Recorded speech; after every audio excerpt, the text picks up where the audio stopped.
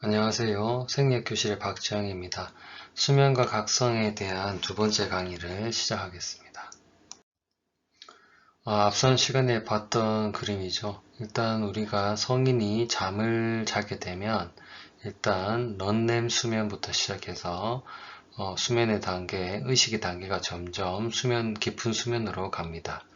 그래서 1단계, 2단계를 거치고 가장 깊은 수면에 간 다음 약 1시간 정도 걸리고요. 여기서부터 약 잠을 자기 시작한 후 한 80분에서 100분 사이에 렘 수면, 다시 의식이 각성 상태 가까이 올라오는데 깨지는 않습니다. 그때 렘 수면이 나타나는데 이 렘 수면은 자는 동안에 4에서 6회 정도 반복이 되는 것으로 알려져 있고 점차 기분 수면이 없어지면서 의식이 각성에 가까워지면서 이제 아침이 되면 깨어나게 됩니다. 이때 렘 수면과 런렘 수면 나눌 때 기준은 렘 수면은 Rapid Eye Movement 라는 특징적인 운동이 나타나고 또 파라독시컬이라고 얘기한 것은 뇌 속의 뉴런의 액티비티가 마치 각성 상태처럼 증가되어 있다. 이런 특징이 있다고 했습니다. 반면에 런렘은 래피드 아이 무브먼트도 없고 그다음에 뉴로널 액티비티도 감소가 된 상태가 되겠습니다. 그래서 수면은 나이가 들에 따라서 젊을 때는 이제 그래프가 살짝 다르긴 한데요. 일단은 잠자고 나면 깊은 수면으로 빠졌다가 렘 수면이 이제 의식 가까이 올라오긴 하지만 깨지는 않고 4번, 5번 정도 반복되고 이제 아침이 되면 이제 의식 각성 상태로 해서 깨어나게 됩니다.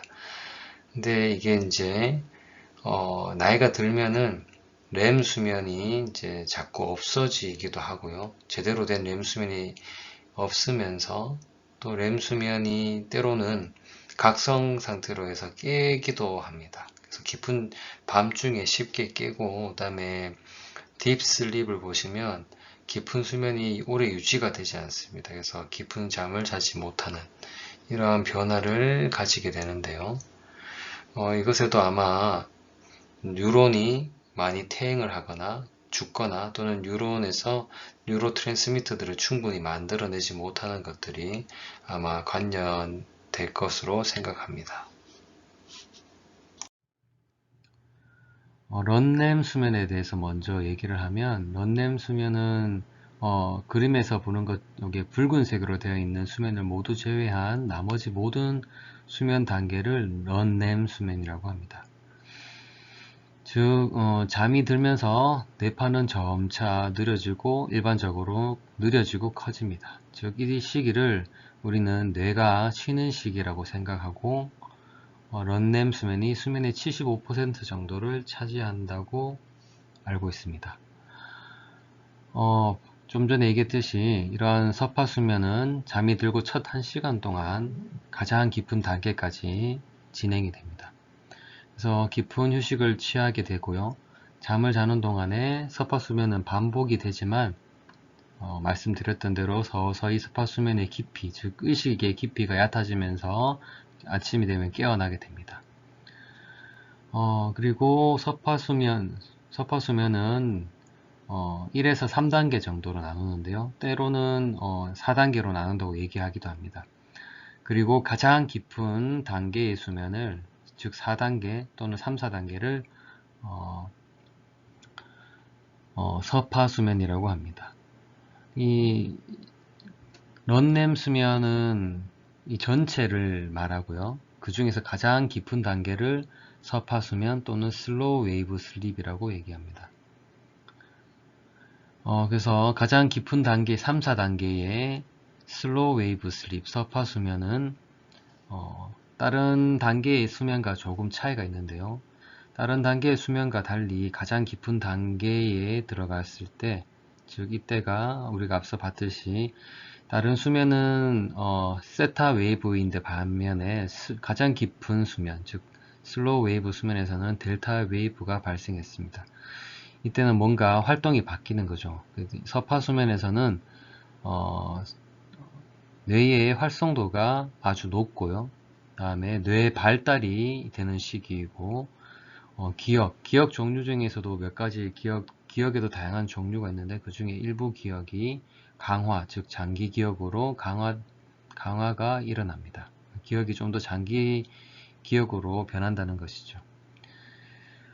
그리고 이 섭하수면 단계에서 많은 일들이 일어나는데요. 섭하수면이 일어날 때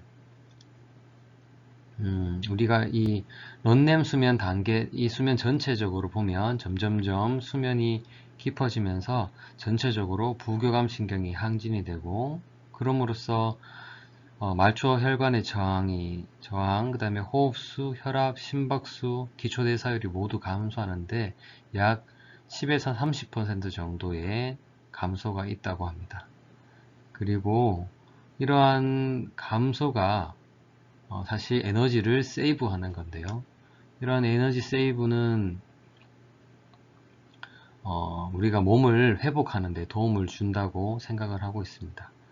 그리고 이 시간 동안 성장 호르몬이 분비가 주로 되고, 말씀드린 대로 부교감 신경 활동이 훨씬 더 우월하게 되죠.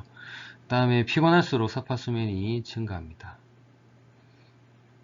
그리고 꿈은 사실은 넌렘 수면에서도 또 렘 수면에서도 모든 단계에서 꿀 수가 있는데, 이런 넌렘 수면에서 꾸어지는 꿈은 사실 꿈이 아예 없는 수면이라고 알려져 있지만 실제로는 이 단계에서도 꿈을 꿀 수가 있습니다.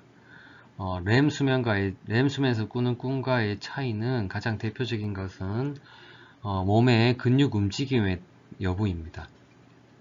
나중에 근육 움직임에 대한 차이점은 런렘과 렘 수면에서 어떤 것이 있는지 또 말씀드리겠습니다.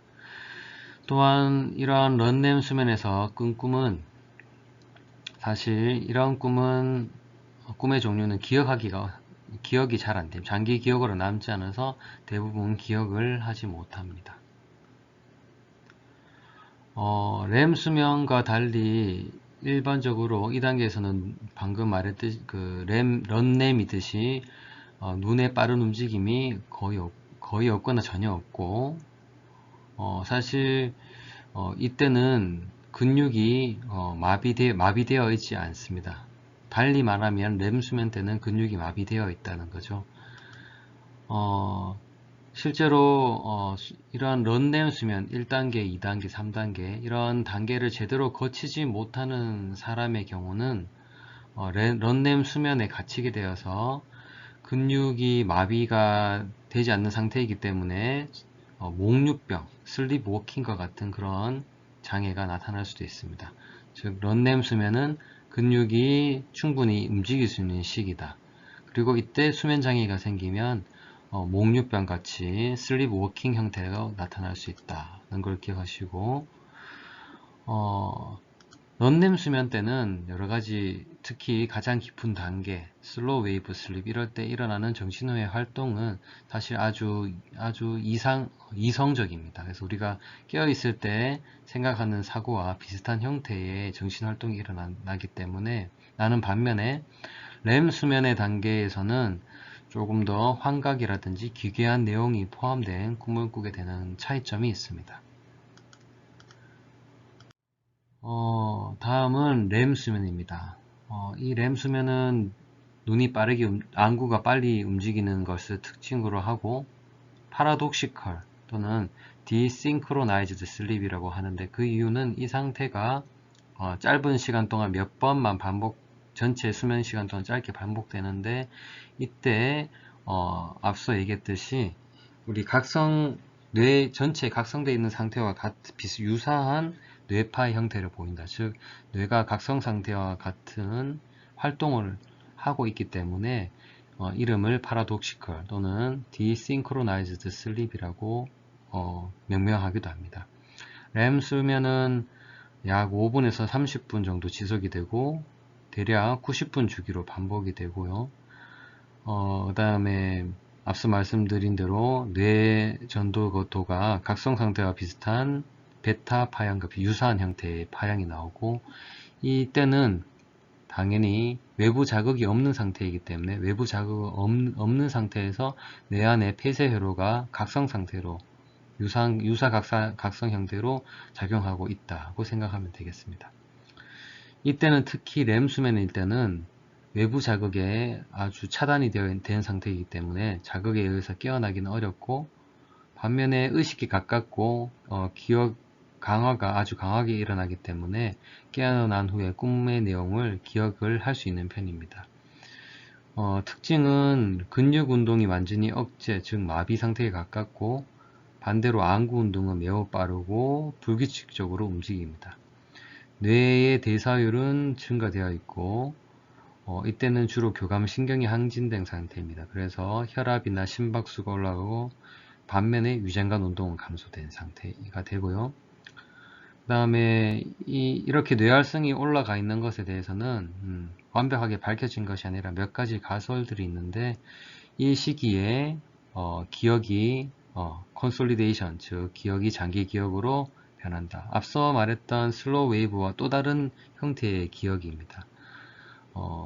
그래서 이러한 기억들이 강화가 된다. 그 다음에 이때 뇌가 발달이 된다. 새로운 시냅스가 생긴다든지 새로운 형태의 뉴로제네시스, 즉 신경세포가 만들어진다든지 이런 것들이 일어난다고 가설이 되어 있고, 하나 이런 렘 수면은 나이가 들수록 감소가 됩니다. 좀 더 얘기를 하자면,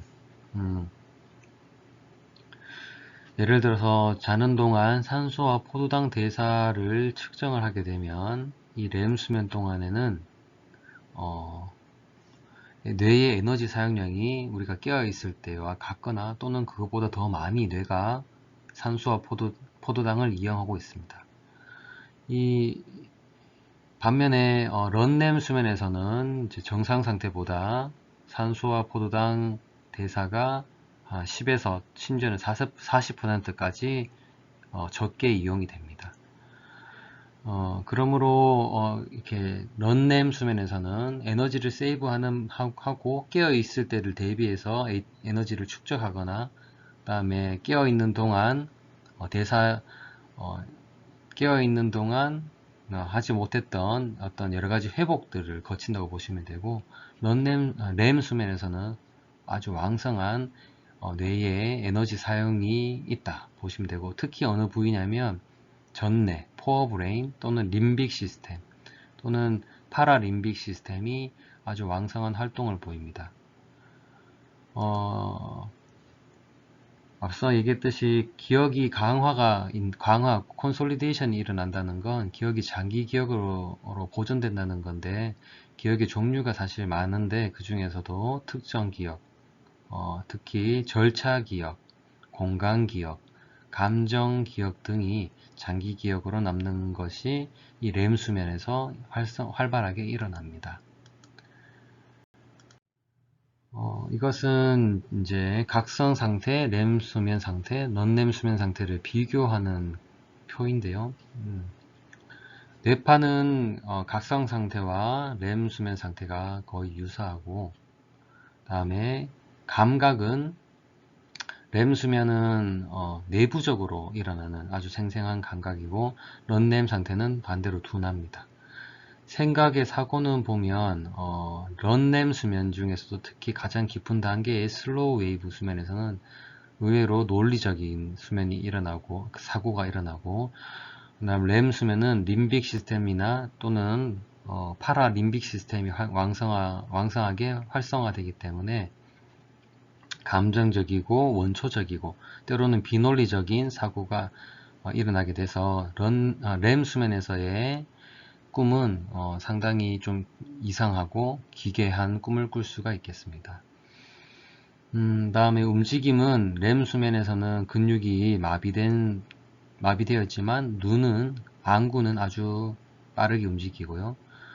런렘 수면에서는 몸이 마비되어 있는 상태는 아니고요. 그 다음에 안구 운동은 거의 없습니다. 이러한 특징을 가지고 있습니다. 수면의 기전, 사실 수면의 기전은 완벽하게 알려져 있지 않고 아직 불명확한 부분이 많습니다. 그래서 그 중에서 대표적으로 알려져 있는 것은 수면은 억제성 과정이 아주 적극적으로 일어나는 것, 즉 액티브 이니비토리 프로세스에 의한 것입니다. 이것에 대한 얘기는 예를 들어서 실험적으로 브레인 스템에서 폰스가 있죠. 폰스의 중간 이하 부분을 실험적으로 자르게 되면 브레인 콜텍스는 절대 잠을 자지 않고 계속 깨어 있게 됩니다. 그러므로 브레인 스템에 있는 폰스 중에서도 폰스의 중간 이하 부위가 뇌의 전체 다른 부분을 억제성으로 작용하여 잠이 들게 하는 역할을 담당하고 있다고 생각하고 있고, 그때 세로토닌이 많이 분비되는데요. 세로토닌을 형성을 차단하는 약물을 동물에게 투여하면 동물들이 흔히 며칠 동안 잠을 잘 수가 없게 됩니다. 그러므로 세로토닌이 잠을 자는데 또는 잠을 시작하는데 중요한 물질이라고 생각하고 있습니다. 여기 보시면 몇 가지 적어 놨는데 수면에 중요한 중추가 있습니다. Sleep Promoting Center. 주로 브레인 스템에 위치하고 있거든요. 그래서 뭐 라페 뉴클레이, 다음에 뉴클레어스 오브 트랙투스 솔리타리우스 뭐 등등이 있고 살라무스나 하이포살라무스도 관여를 하고 있고요. 그리고 슬립과 웨이크풀리스, 깨어나는 거에 대한 사이클이 있죠. 일정 시간이 되면 잠이 오고 일정 시간이 되면 깨어납니다. 사실 이렇게 조절되는 기전은 아직도 완전하게 명확히 알려져 있지 않고, 또 런렘 수면에서 런렘 수면에서 주기적으로 렘 수면이 발생하는 이유도 왜 그렇게 렘이 발생하는지는 명확하게 이유가 밝혀져 있지는 않습니다. 하지만 아세틸콜린 유사 약물이 투여되었을 때 렘 수면이 갑자기 발생하거나 렘 수면의 발생이 증가하는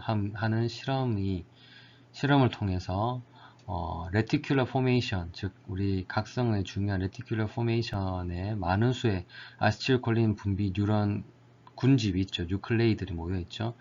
여기서 아세틸콜린이 분비될 때 렘 수면이 시작된다는 것을 우리가 알게 되었습니다. 그래서 지금 말씀드릴 거는 수면의 기전 중에서 수면과 각성의 기전 중에서 현재 알고 있는 내용들, 완벽하진 않지만 알려진 내용들입니다.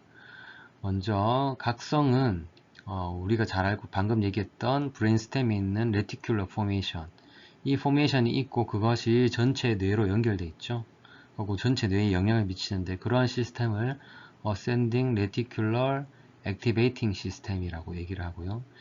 이 레티큘러 포메이션에 있는 여러 신경세포들의 군집이 있었죠. 아세틸콜린들을 분비하는 세포들이 모여 있었고, 노르에프네프린을 분비하는 세포들이 몰려 있었는데, 이런 세포들이 쫙 깨어날 때 우리가 각성이 됩니다. 그래서 이때 주로 아세틸콜린, 노르에피네프린, 도파민, 히스타민, 세로토닌 이런 것들은 확 많이 분비되고 이런 뉴런들이 활성화가 됩니다. 그 다음에 오렉신은 어떤 것이냐면 이런 각성에 관련된 아세틸콜린, 그다음에 노르에피네프린, 도파민, 히스타민, 세로토닌을 분비하는 뉴런들이 깨어날 수 있도록 또는 활성화될 수 있도록, 활성이 유지될 수 있도록 도와주는 역할을 하는 것이 오렉신 뉴런입니다. 그래서 오렉신 뉴런에서 이런 오렉신이라는 뉴로펩타이드가 분비가 되는데 역할을 방금 말씀드린 대로 깨어 있는 것을 안정화시킨다. 지속적으로 깨어 있도록 하는 것이죠. 그 다음에 렘 수면을 억제한다. 반면에 넌렘에서는 활성이 감소가 됩니다. 오렉신에 대해서 생소하기 때문에 좀 더 말씀을 드리면, 오렉신은 하이포살라무스에서 일부 뉴런에서 만들어지고요. 일부 오렉신 뉴런이 존재를 하고, 이 뉴런들이 앞서 말씀드린 대로 몇몇 군데에 영향을 미치는데, 특히 각성에 관련된 도파민, 세로토닌, 노르에피네프린 이런 핵들을 이런 물질들을 분비하는 세포들이 몰려있는 이런 핵들을 활성화시킵니다.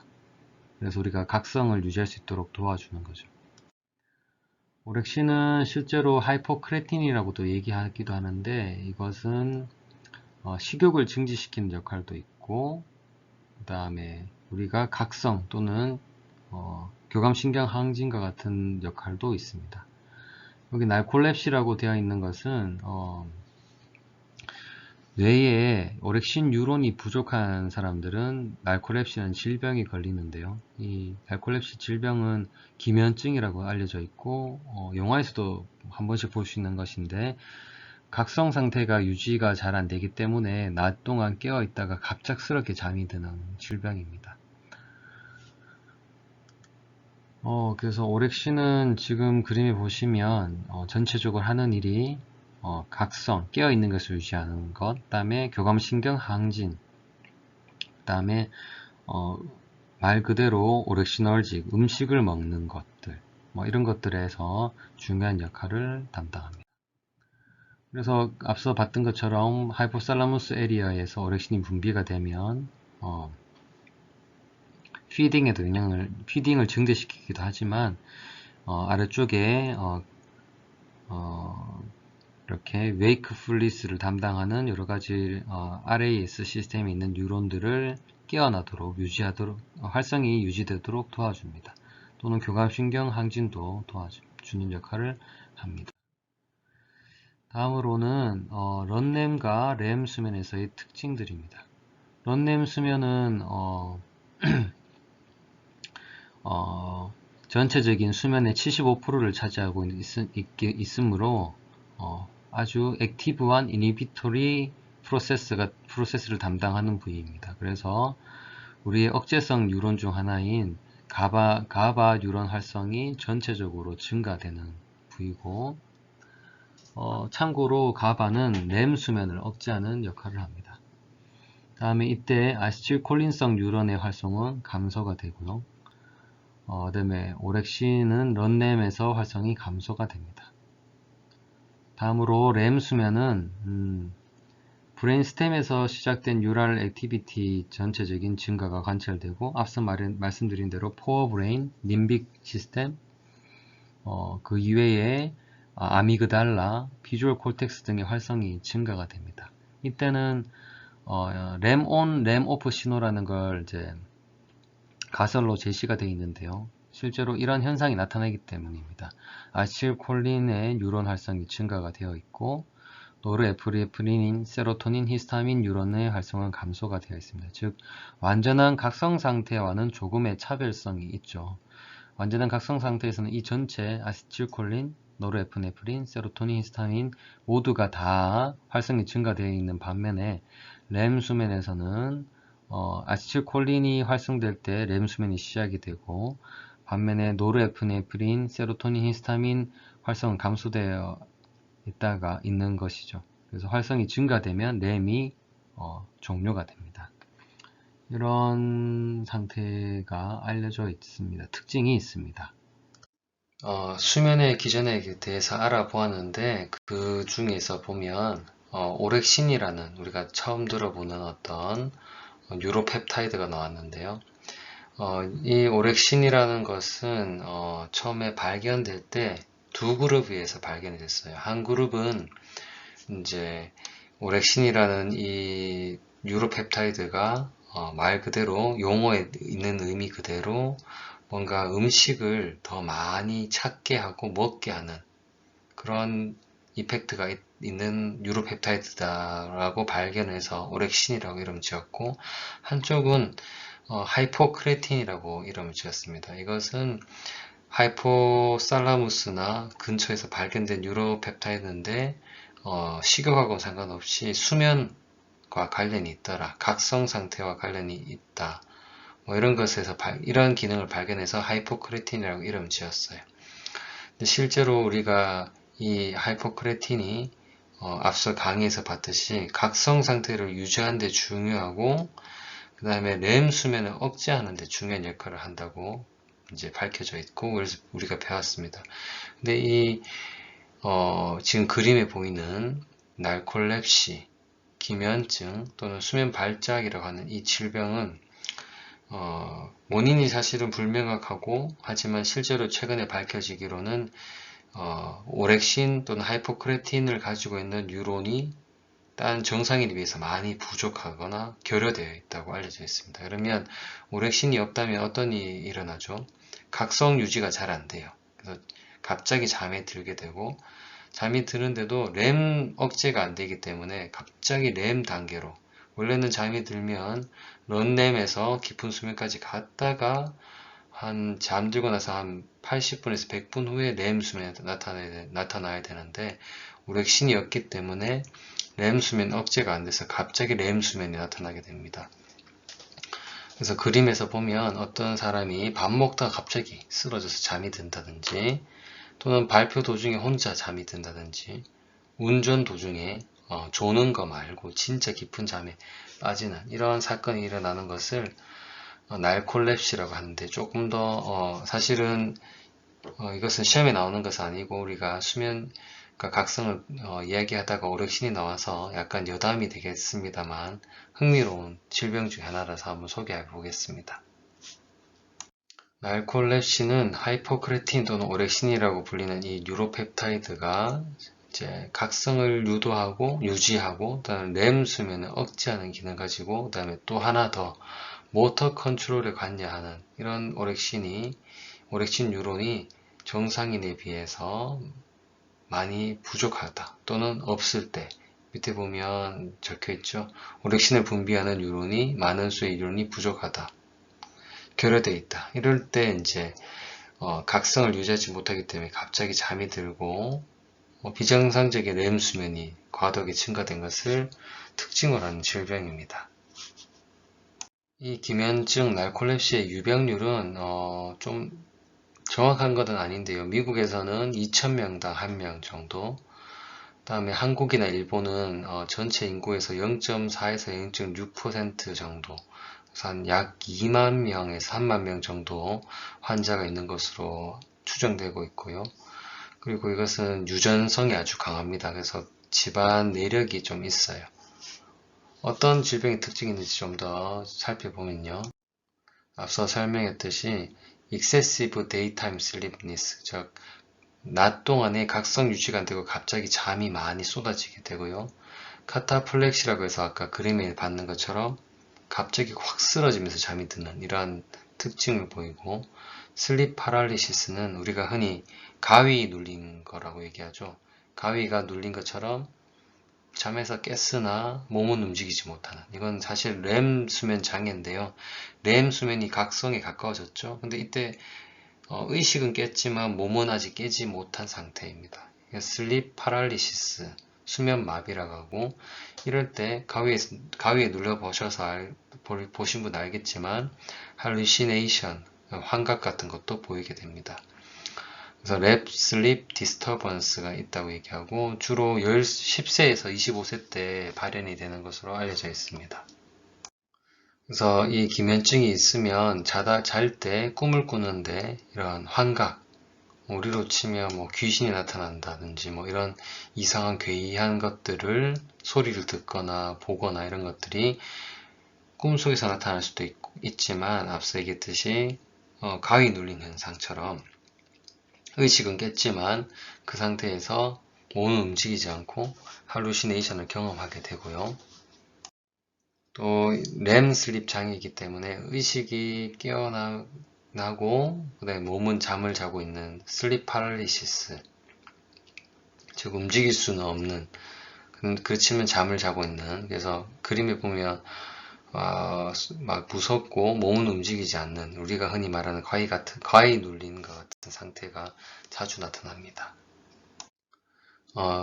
앞서 설명한 것처럼 갑자기 잠이 들기도 하지만 깨어있는 동안에도 감정적인 변화, 크게 웃거나 또는 갑자기 울거나 이랬을 때 깨어있지만 몸의 근육에 힘만 빠져서 주저앉는 이런 현상들도 나타나기도 합니다. 인구에서 0.3%, 4% 정도 유병률이지만 가족력이 있어서 흔히 잠을 잘 못 자는 가족, 그다음에 꿈을 많이 꾸고 가위가 잘 눌리고 귀신을 보는 경험이 많다. 이런 가족력이 있으면서 수면 장애가 있으면 한 번 정도 의심해 볼 수 있는 질환이고, 우리가 오렉신이라는 것, 각성 유지와 렘 수면에 중요한 오렉신이 기능을 하지 못하는 그런 장애라는 것을 이제 한번 상기시켜 볼 수 있는 재밌는, 또는 하지만 아주 이 환자에게는 아주 슬픈 그런 질병입니다.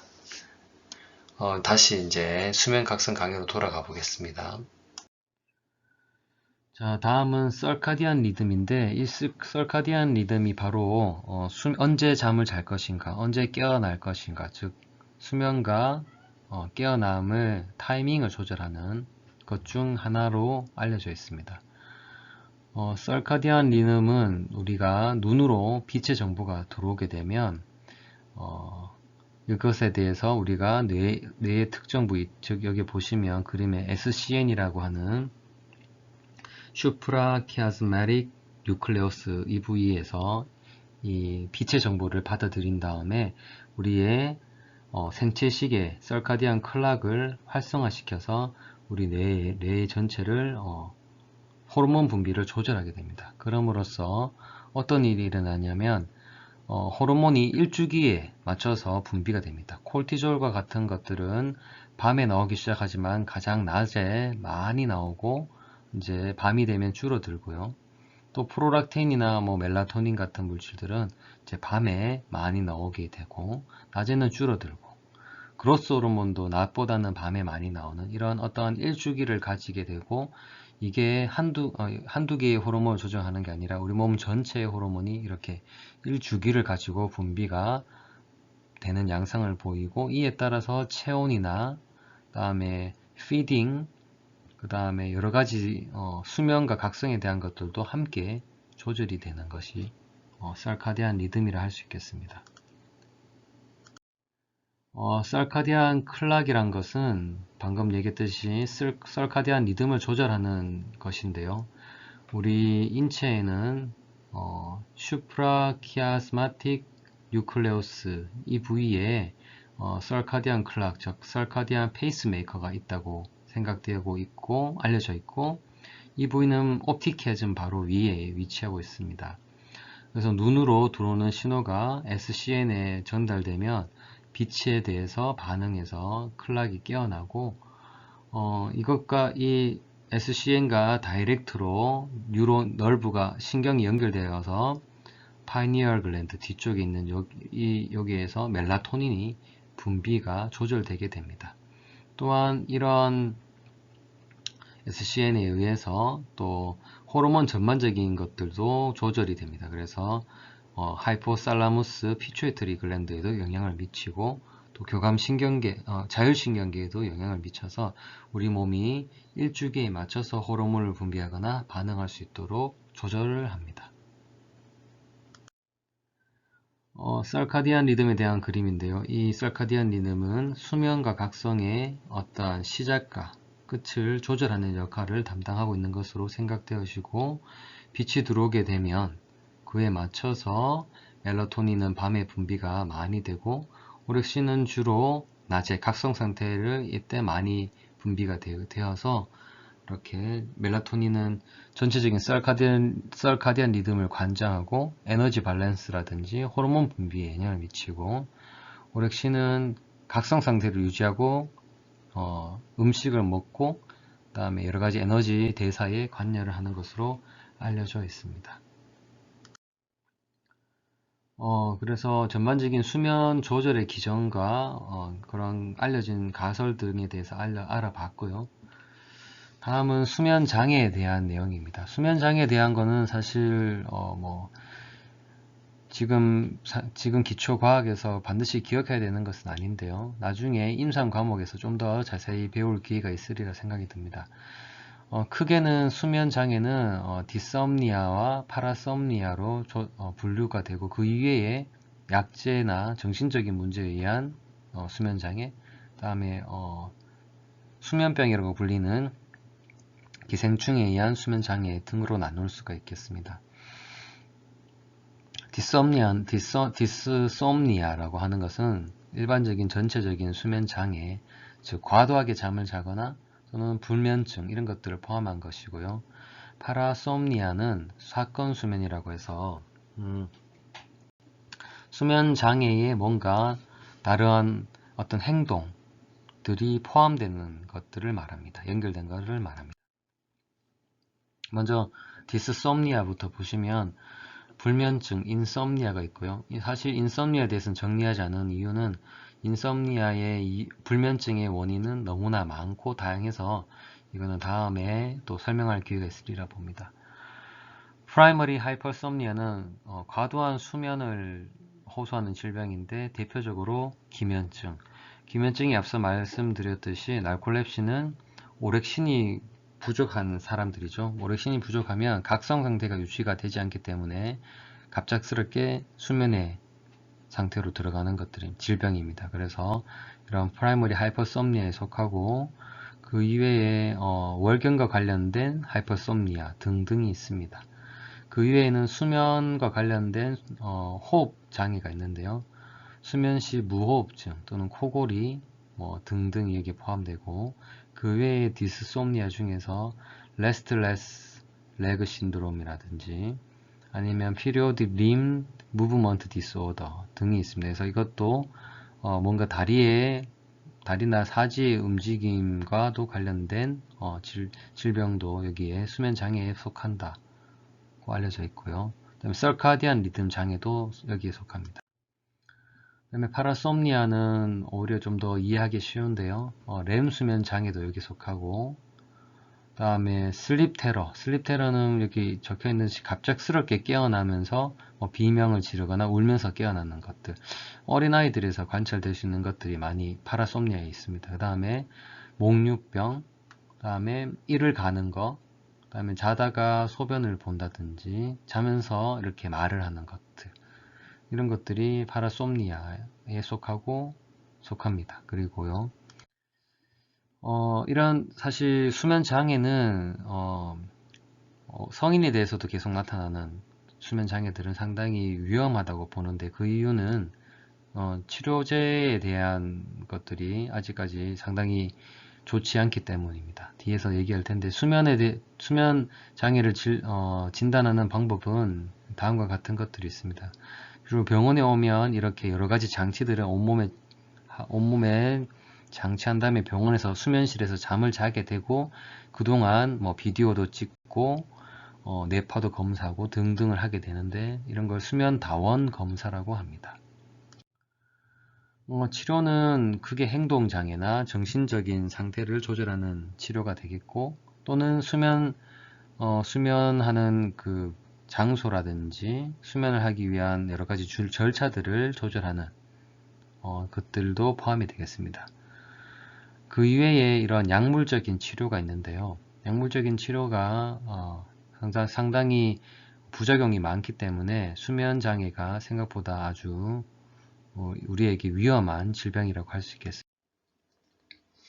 각성제에 대해서 좀 더 얘기를 해보겠습니다. 각성제는 스티뮬런트라고 얘기하고, 이 각성제는 이제 말 그대로 효과가 각성을 시키는 건데, alertness, awareness. 그래서 사실은 깨어있게 하는 거 그 이상의 어떤 일을 합니다. 그래서 예를 들면 생산력이 올라간다든지, 좀 더 집중력이나 그다음에 어떤 모티베이션이 증대된다, 이런 효과까지도 있어요. 그래서 각성제가 사실은 아주 좋은 효과가 있지만, 또 어떤 효과가 같이 함께 동반되냐면 교감신경 같은 것이 같이 올라가기 때문에 하트레이트나 블레드 프레셔도 올라가고, 그 다음에 반면에 식욕이나 수면력은 감퇴가 됩니다. 그래서 이 각성제라는 것은 효과만 봐도 좋은 면도 있지만, 이것이 오랫동안 지속되면 좋지 않을 수도 있겠다는 것을 짐작할 수 있겠죠.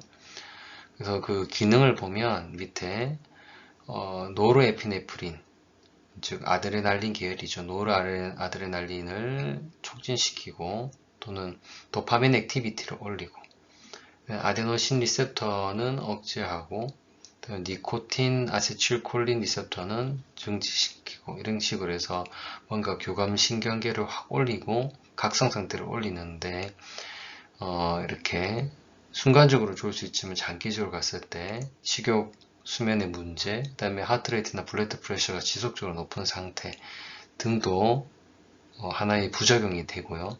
근데 그 각성제, 대표적인 각성제 약물들을 보시면 암페타민, 카페인, 에페드린, 그 다음에 니코틴도 있고요. 그다음에 밑에 보면 사실 코케인, 필로폰 같은 이런 성분들이 보입니다. 그래서 이것이 사실은 각성도 시키지만 밑에 보면 어떤 게 있냐면 기분을 좋게 해주면서 그다음에 앵자이어티도 좀 없어지게 하고 그다음에 유포리아 좀 더 완전 환각같이 기분 좋은 상태까지 빠지게 만들어서 사실 각성제는 이렇게 코케인 같은 것들도 각성을 시키지만 이게 상당히 오용이 남용이 될 수 있는 물질이죠. 그 다음에 모다피닐이라는 것이 표시가 되어 있죠. 이게 사실 각성제로 최근에 많이 쓰이는 것 중 하나고 사실 이게 각성도를 올리기 때문에 공부하는 데 도움이 된다고 해서 학생들에게 사실은 많이 불법으로 사용되기도 했던 약이에요. 공부하는 데 도움된다고. 그래서 이것은 잠을 자지 않고 공부할 수 있도록 각성을 올리지만 일반 각성제 카테고리에 들어가서 부작용은 좀 적기도 하지만 이런 남용의 가능성, 그 다음에 수면이나 식욕, 그 다음에 하트레이트나 블러드 프레셔에 미치는 영향이 분명히 있어서 조심해야 되는 약물이 되고요. 이러한 각성제들은 수면 장애가 있을 때 왜 사용하냐면 낮에는 확실하게 깨어 있어야 사실 밤에 잠을 잘 잘 수 있습니다. 분리되어 있는 수면들이 한 곳에 모일 수 있도록 낮에는 각성을 확실하게 하고 그 다음에 밤에는 깊은 잠을 잘 수 있도록 각성도 수면장애에 도움이 충분히 되는 주요한 물질이 되겠습니다. 그래서 낮 동안에는 각성을 시키는 물질을 많이 사용을 하는데 이것은 용량이 높으면 높을수록 어떤 불안도도 올라가고 너무 과도한 하이퍼 액티비티도 증가되고 그다음에 아까 전에 말했듯이 하트레이트나 블러드 프레셔의 문제도 있기 때문에 하트 페일러나 이런 것에도 충분히 유발할 수가 있습니다. 그리고 이것은 어떤 유포리아도 유발하기 때문에 남용 또는 어딕션 문제도 있을 수 있고 끊었을 때 위드로얼 신드롬도 유발할 수 있는 문제가 있어서 신중히 사용해야 되는 약물 중에 하나가 되겠고요. 다음으로는 수면제가 있습니다. 수면이라는 그리스 용어에서 파생된 히프노틱스라는 용어가 수면제를 뜻하는데 이 수면제는 사실 효과가 진정제 효과도 있어요. 진정을 시킨다. 그래서 세더티브라고 합니다. 그래서 이거는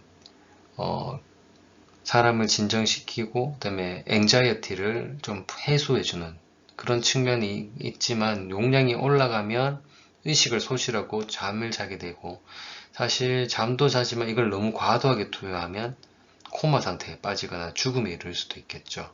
그래서 수면제라는 것은 수면제를 많이 먹으면 코마와 더 나아가서 의식 소실과 코마가 된 죽음에까지 이룰 수 있는 위험한 약물이기도 합니다.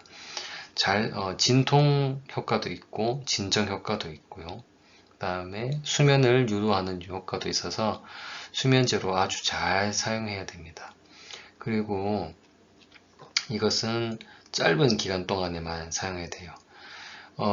왜냐하면 우리가 이것을 사용하는 동안에 여러 가지 부작용들이 함께 있을 수 있습니다. 여기 보시면 대표적인 약물들이 바비츄레이트였어요.